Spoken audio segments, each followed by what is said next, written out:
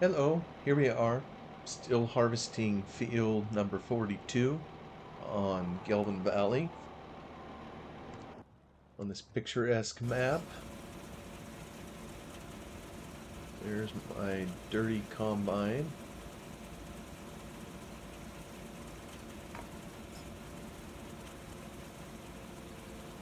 Combining through these weeds.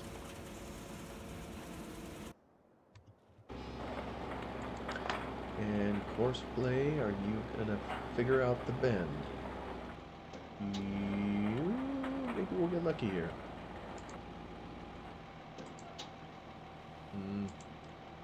While we wait while the combine's in motion. There we go. Yeah. I don't know if that was just a stroke of luck. Sometimes it doesn't like negotiating curves, obstacles in the field.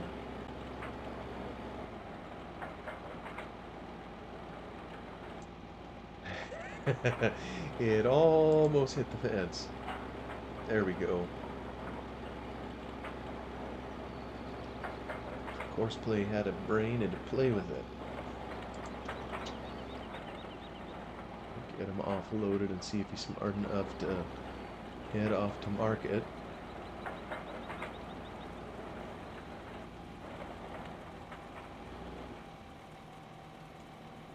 Yep, throw him up on the edge. Hopefully now there's enough room he can turn around. Nope, nope, nope, don't go to the fence. I know what it is. He's probably trying to line himself up somehow with this up here, maybe? Yeah, I just don't know. So we're gonna have to bail him out again.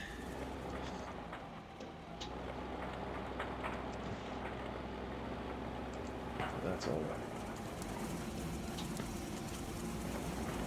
See if we can figure it out. Should be able to.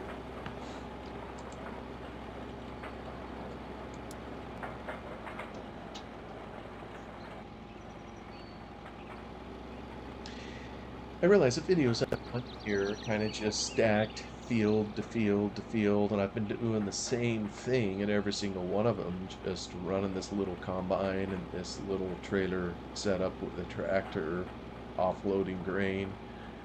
And I know a lot of YouTubers will probably of necessity put way more variety in there. I guess kind of like I explained in a previous video, I'm not easily bored in this game, so you know it doesn't bother me to sit here and watch my little combine work for a while. But so maybe I shouldn't be doing that with all these videos. I'll freely admit I don't know what I'm doing. So I'm just farming it the way I would if I was not recording a video at all and just having a good time at it. But maybe that's not what you all would prefer to watch. Because I can imagine my voice isn't the easiest one in the world to listen to. But I was thinking a little bit in terms of, you know, what to say in here. I don't know what all YouTubers share. Maybe you don't care particularly about my personal situation, if you will, or whatnot. But I thought I'd spend a little bit of time maybe just to explain who I am, or if anybody's interested. If not, you can skip this one. I'm at the moment I'm 47 years old, so I'm kind of turning into a geezer, and I have a wife, 4 children, 2 girls, 2 boys. Oops, I don't know why the game just stuttered. There must be something going on. Maybe since it did that, I'll tell you what, I'm going to save it right here. Give me just a second. I can never be too careful for losing all of it. Alright, I feel better now. So, 47 years old. This is 2022, so I'm recording this. Met my wife at church many years ago. We got married back in '96, so had a lovely partnership with her. And best of all, she I think she thinks I'm a half bubble off plum in some of the things that I enjoy doing, namely farming simulator and a little bit of modding that I do. But kind of like she said, if other guys are going out to the golf course or to the bar or whatever they do, well, at least she knows where I'm at. I'm sitting in here at my computer in my own little world in here many times. My dreamland, or what I do in here is my way of decompressing from my work. And in terms of my work, I'm an accountant. I think I mentioned that in a previous video. Oh, good. Now we're under 20,000 of negative. We're getting there. So I don't know who all would listen to this. I'm in the U.S. I'm what's called a CPA, or a certified public accountant. In the UK or Europe, well, maybe it's just the UK. I'm not really sure where all it is. I guess the equivalent or something similar would be what's called a chartered accountant. So I guess in my day job, a lot of what I do is with business consulting. And yeah, already I can hear people sleeping. So we deal in our accounting firm with a lot of small businesses, some just mom and pop type operations, something mom and dad started and maybe they want to hand it off to their kids, next generation, or maybe the next generation isn't interested in it. So, but they often want to talk about their business. And if they're not handing it off, they want to know or get some help on how to operate it better, best practices, some of those kinds of things. And we do a lot of income tax planning work to help them. The tax code is very voluminous and hard to understand. I don't understand all of it. We don't have all of it memorized, of course, but with it being our occupation and job, we can help our customers, try to make a little bit more money for themselves by how they structure and manage their affairs so they can keep more from their business for their families. After all, that's a big reason of why they're in business to begin with. So we do a lot of that, a lot of tax compliance work, and I gotta say that is one nice thing about this profession. Year after year, we can get the same customers returning to us where they need our help once again. They gotta file these forms with the government year after year. So it's some people say that we're in cahoots with the government just so they keep this system up, so we always have something to do for which they have to pay a fee, to have us help do it. This is versus, say, a lawyer, which is a similar profession, although not necessarily dealing with all the numbers. They may draw up a lease or some kind of contract, and it's generally a one-time thing. I say one time, it'll usually stand, but it's not that they don't have regular work, but I think they may have to work a little bit harder to get work in the door to do versus an accountant where kind of the way the tax system is set up, they just keep coming back. So we do a lot of taxes, and personally, I don't do a ton of tax work.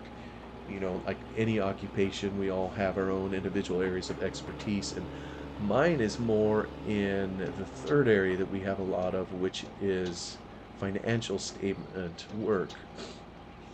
Every person or business has a set of books of some kind, and I realize not many people are bookkeepers or very good at it, but everybody, whether you know it or not, you have a set of books, and you're gonna try to go over the fence again, aren't you? I'm just gonna manual him off of there. Oh, he didn't stop though. And so a lot of what I do with our clients is developing financial statements and performing various services on those. So a lot of the things that the public looks to a CPA for is for what's called like an audit. All these huge companies, and we don't work with any huge companies, but I just use it as an example, that are traded on the stock exchange, that have a various group of investors or whatever. Well, in order to have confidence in the system, they want to have the company's financial statements audited annually by a CPA, and they want to make sure that the data they're relying on to make investment decisions or other decisions is reliable. So that's probably the key thing, or the key reason why there is a CPA license, is to perform that. We just happen to perform a lot of other types of services too, such as tax compliance and what have you. So, and there's varying degrees of services. I won't get into all that here. I know I'll just bore people to tears and put them to sleep. But suffice it to say, I work a lot with companies and their financial statements, and helping to communicate financial data and in a meaningful way. And accountants aren't known for being very gifted communicators. And I work with my father. He's the person that started our accounting firm, and it's referred to as an accounting practice. And he says, I don't know who started calling it a practice, but that's what we do. We practice every day what we do, and we try to get better and better at it, and that includes communication. And sometimes it's interesting, communication, you have to figure out a way to communicate something, even a hard truth, to a client, and do it in a way, especially if there's a problem and they need to tuck their shirt in or fix something. At these small business people, there's a lot of pride in what they do. And for someone to come in and say, you're doing this wrong here, and you could do better if you did it this way. Well, they don't often like to just hear that from Joe Blow, even including their CPA. So sometimes it's a fine art to figure out how to communicate with them in a meaningful way so that they feel empowered, they don't feel offended, they don't feel demeaned, and they actually hear you and will take some counsel and advice to make their business practices even better. And some are better at it than others. I've learned if a person has that much pride or too much pride that you can't ever take any criticism, you're just setting yourself up to fail at some point, because you think you know everything already, and nobody does. And yeah, sometimes basically the best business people that I know, and we've our client base, it runs a gambit. We have some clients who do fabulously well and are just extremely wealthy, and those are the clients you like to have because they can pay your fees, obviously. But some of those that do the best are some of the humblest people. You think it'd be just the opposite, to where, and I'm not saying that these kinds of people don't exist. You think that those that have had a lot of success maybe would be more arrogant, more full of themselves, and there are some of those, but by and large, not. The people that have been highly successful, at least the ones that we've worked with, have a good dose of humility and are pretty grounded. And then obviously sometimes too there's the others that aren't doing so well. And what fascinates me is, in seeing all these different companies, you'll sometimes have two companies in the same industry, same exact circumstances in terms of what's going on in the industry, and one is doing well and the other's doing poorly. You ask, well, why? What's the difference between those two? And what I've learned is sometimes it can be a lot, but oftentimes it's not that much at all. There always is an element of luck that plays into this, and that's another thing. Sometimes we look at these highfalutin business gurus that have had some success, and then they go around and they feel they can tell everybody else, what to do. Well, and there may not be much that they really know. They just had a little bit of luck. and they don't even realize it. They were at the right place at the right time, and with a little hard work, they made something of it. But then you'll have someone else who just didn't have that luck, but they tried maybe even twice as hard, and for whatever reason weren't able to make a go of it. So that's kind of my day job, if you will, the kinds of things that I do. Again, I'm just a dad and try to be a husband and a good father to our kids that we're raising. Age of the kids, we have two of them out of the house. One of our daughters, two daughters came first. The oldest is a nurse. She works here locally. The next oldest is married and she lives in another state. I happen to live in Oregon. We're clear on the west coast of the U.S., where we have our home, kind of in the Willamette Valley. And she lives in a different state with her husband, and we have two boys at home. One's about ready to graduate from high school, and the other is just ready to get out of middle school and head into high school. And for whatever reason, they don't seem to have the same level of fondness for farming sim that I do. But every now and again they'll humor me. I think they are looking at the videos and will give me some feedback. I'm probably embarrassing the stuffing out of them. But what can I say? I think that's a dad's job. This particular map, and I maybe mentioned it clear at the beginning, I do have some good memories, especially with the Farm Sim 13 version of it. This one was brought over into 15 from 13. Both my boys, I had a couple copies of the game, and so we set it up on a couple different computers that we had, and we played the map together, not for a long period of time, but enough to know that it was definitely a challenge and a really good map. So I do know my boys recognize the map at least and have spent some time on it, but their interests, they simply lie elsewhere.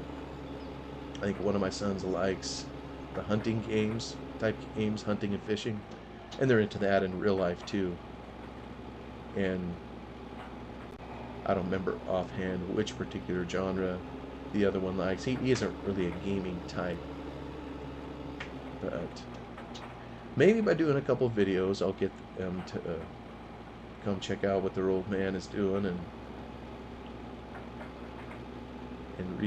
revisit the game. I am seeing repair notices flashing here on the screen, so maybe after this episode I'll try to repair the things. And I think I'm not going to pay the whole bill for it. This is going to be a little bit of cheat. I'll do this off screen. But so much of the damage isn't what I did. You know, if I run into a fence, well then I feel I need to pay the repair bill for that. That's my fault. But with this Dipsy Doodle course play hired guy, for no reason, when there's a wide open path just running into the fence, that is just game mechanics minutia. Plus I'm hurting for money, so I think after the video's over I'll knock that back a bit. But don't tell anybody I'm cheating. One of my sons tells me all the time that by using hired mode or course play or anything else that I'm constantly cheating the game. Whenever I played with him in the past, he refused to let me. I think the little farm had even turned it off in there to where you couldn't hire if you're doing multiplayer, because he didn't want to pay me to do it. That's why I said in another video, we all have different playing styles, and at the time that was his. He just refused to have anything hired, and he wanted to do it all himself.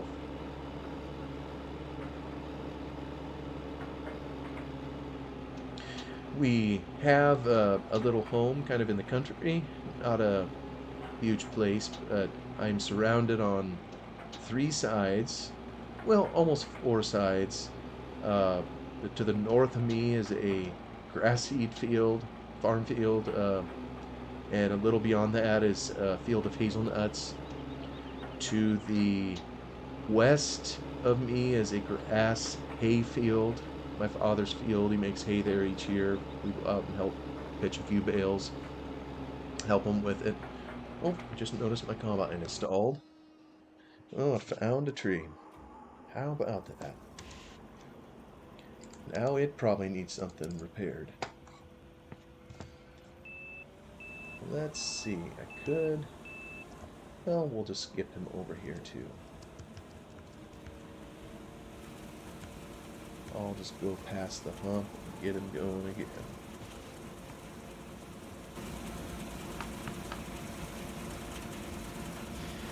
And then to the south of our home is, and also to the east, is a pasture for cattle. My father has a couple cattle. Um, Previously we had a horse in there, and our neighbors have a cow or two. And we're kind of at the end of a dead-end street, so it isn't secluded by any stretch of the imagination. I mean, I can look out and I can see the town close to where I live, off in the distance.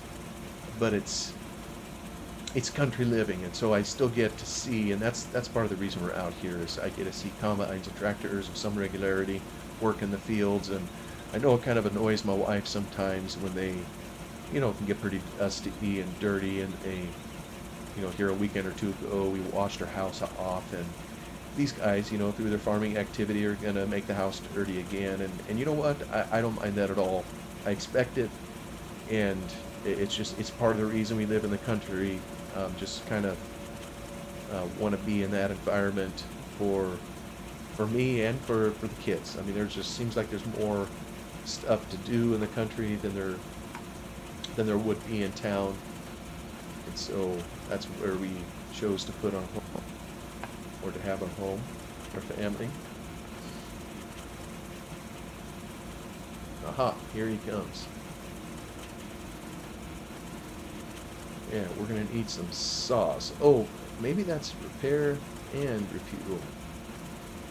That's what it was. I thought it was 2 repair messages. I guess it's asking for more fuel and for a repair.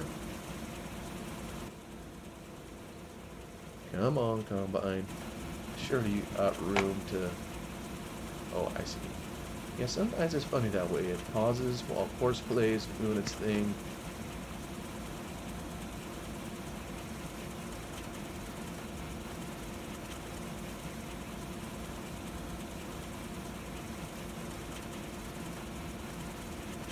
I really enjoy Farming Simulator a lot. Maybe in another video I can visit and share about some of the other activities and things I do in it. A lot of the time it's spent modding it. I got a couple videos on here, like we talked about this combine a few videos ago, of some improvements it needed. I think I made some improvements to it. Some may disagree looking at all that dirt, and I'm not sure I would disagree with you. It's a filthy looking thing, and I probably overdid it. But I enjoy spending a lot of time modding, too. It's a good exercise for the mind, and helps you exercise some creative juice, if you will. So much of my day job is technical in nature. A lot of modding is pretty technical in nature, so maybe that makes it a good fit. But it's just so nice to put all that stuff down and kind of enter a make-believe world where you can use your imagination and build some things that you'd like to have in it. But outside of farming sim, like I say, I'm a family man.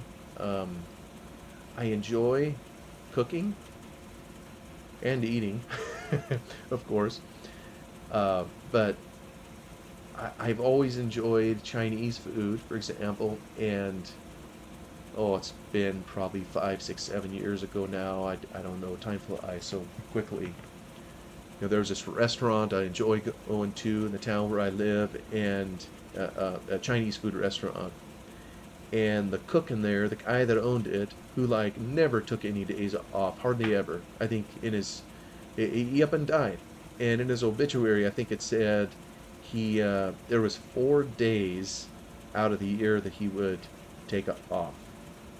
He was an immigrant to the U.S. from China years and years ago.